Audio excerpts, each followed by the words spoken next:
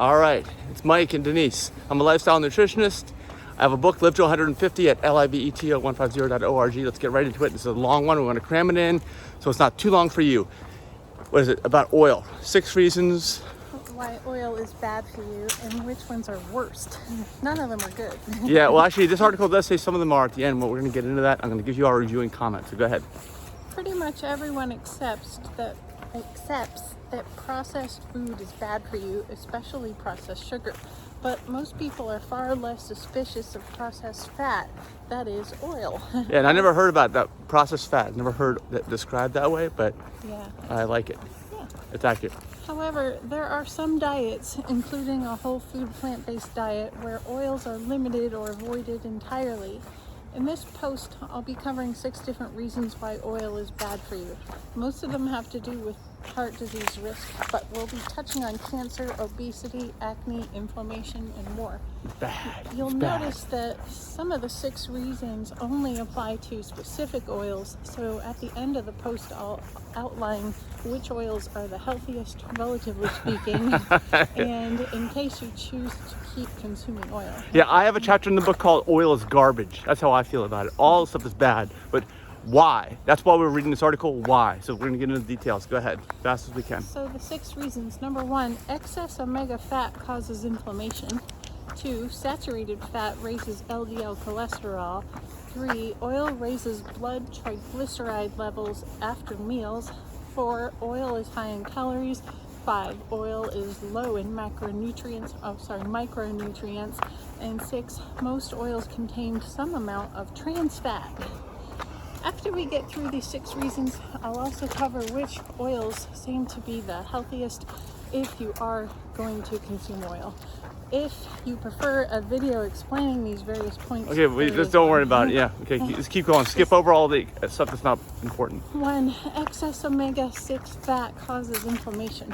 One of the big reasons why the Western diet is thought to be so unhealthy today is the skewed balance between omega-3 and omega-6 Yes. polyunsaturated fatty acids. And the widespread use of vegetable oils are mainly to blame for this phenomenon. Our body needs both omega-3 and omega-6 oils, but when present in higher quantities, omega-6 tends to be inflammatory, whereas omega-3 is anti-inflammatory.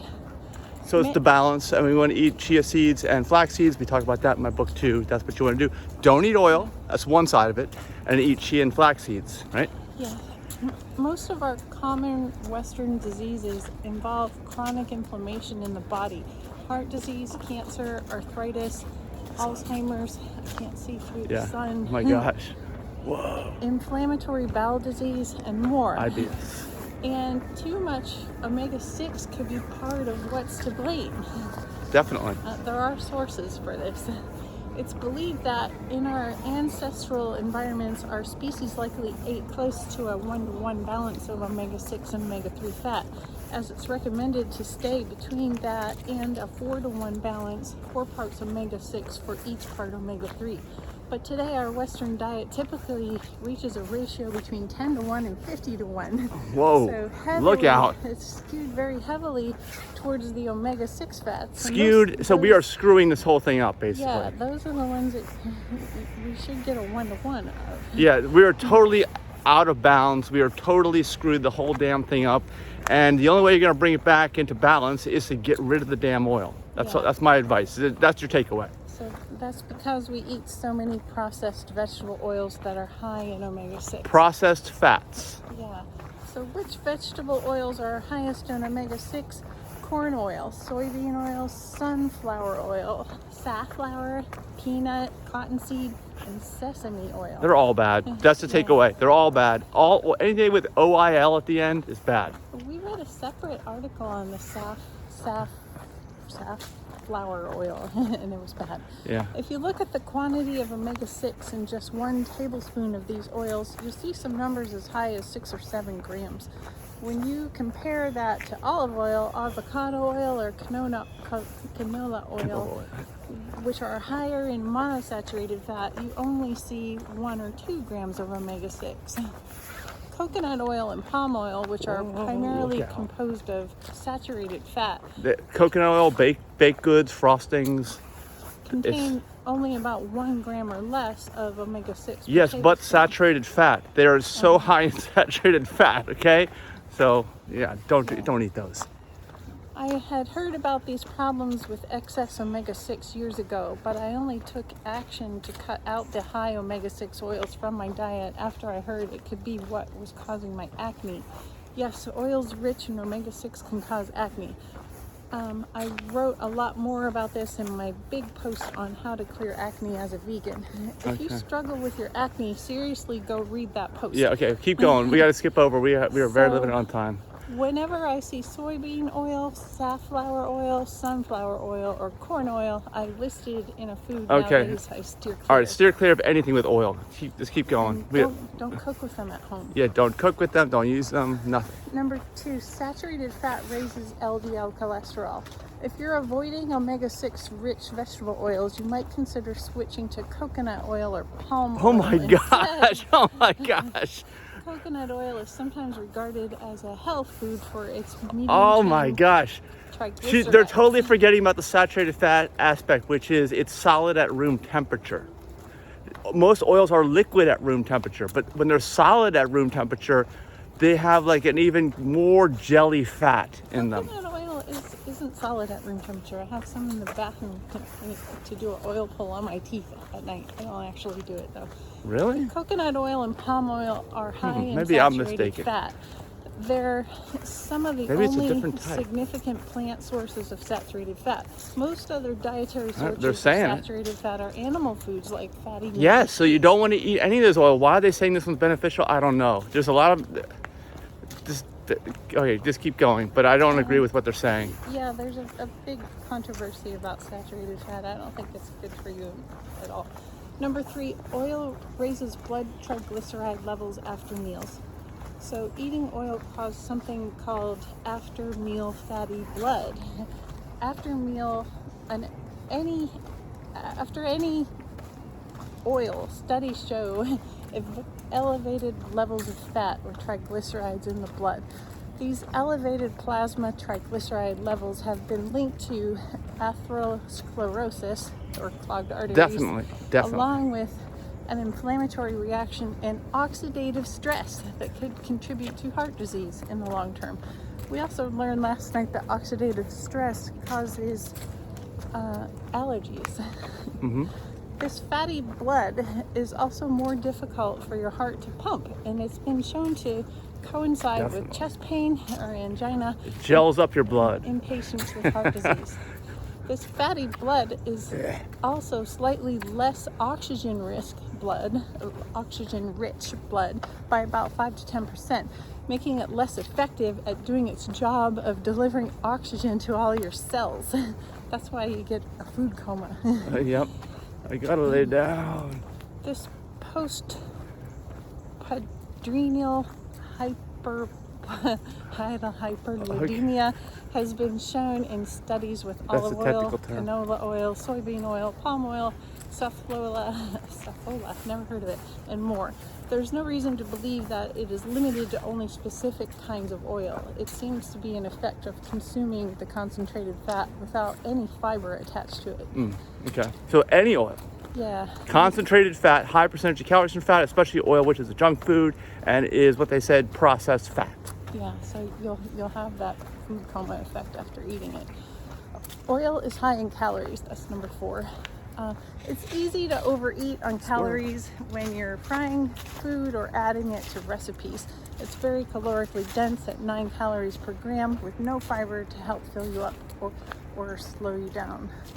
Oil gives you heaps of calories without filling much space in your stomach, so be aware of that if you're trying to manage your weight.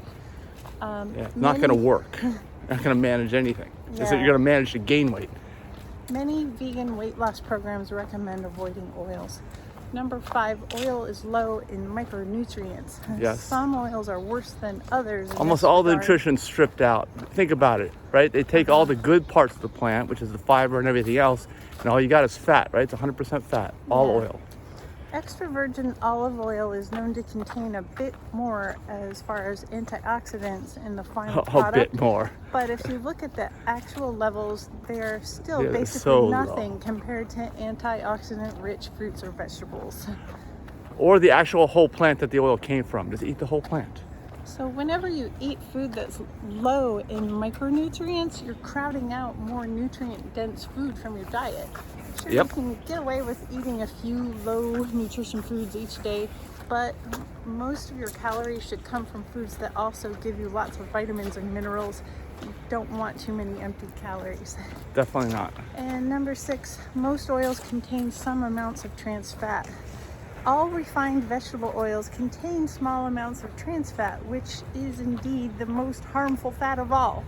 This trans fat is created in the deodorizing process. Ew. This doesn't apply to cold-pressed, unrefined, or virgin oils. If you look at a bottle of canola oil or vegetable oil, it will likely say 0 grams of trans fat, but that's a little misleading. As long as the total fat is less than 0.5 grams per serving, it can legally be listed as 0 grams. Well, that's a lot with a lot of nutrition stuff. It's like that. Don't believe what you see on the front of the package or even sometimes the back. If it's oil, it's processed fat. You're getting 100% fat. It's gross. It's disgusting. Your body is not recognized it as food. It's a food-like product. Don't eat it. Canola oil has been shown to actually contain 1.9 to 3.6% trans fat content. Some of the omega-3 and omega-6 fats are converted to trans fat in the deodorizing process. Other refined oils are a bit lower, but not 0%.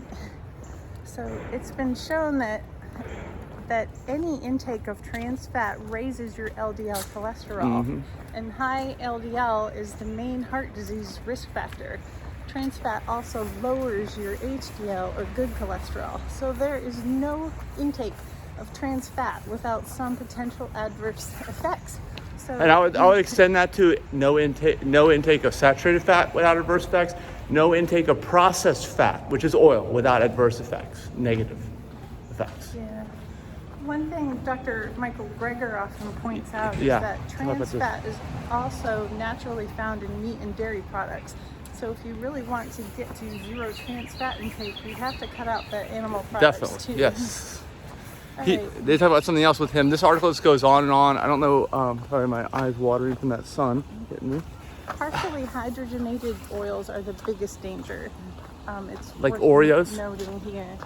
That's what, yeah, so it's in Oreos. They have drastically higher trans fat levels, and they